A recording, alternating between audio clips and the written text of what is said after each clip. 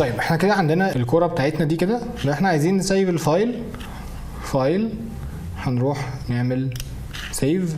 تمام، انا كنت سيفه قبل كده فهنعمل سيف از. اوكي، وهنسميه مثلا ينفع تيست 1.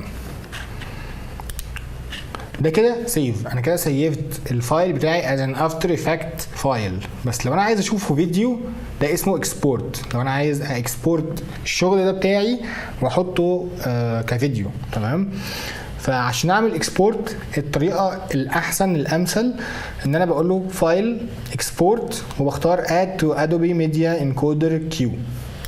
فتح لي ميديا انكودر اوتوماتيكلي. هو بيختار لي شويه اوبشنز بس انا هاكد برضو البيست اوف البروبرتيز اللي اختارها ان انا باجي هنا بختار H.264. تمام، وبتاكد ان هو مختار من هنا ماتش سورس هاي بيت ريت. وبعد كده بضغط على اللينك ده اوكي عشان اختار المكان اللي انا عايز احط فيه الاكسبورت بتاعي، وبغير الاسم اندرسكور تيست 1.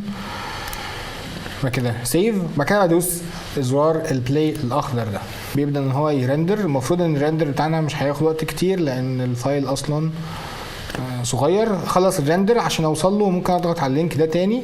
لو جيت دلوقتي دبل كليك على ده هلاقي ان هو ده الفيديو بتاعي اهو وطالع MP4. MP4 هي الصيغه الاحسن للشغل بتاعنا بحيث ان هو المساحه بتاعت الفايل تبقى صغيره مش كبيره والكواليتي تبقى هاي ديفينيشن. فدي طريقه الاكسبورت. في طرق تانية للاكسبورت بس في مشاكلها اكتر. فدي الطريقه البيزك اللي احنا بنشتغل بيها دايما دلوقتي.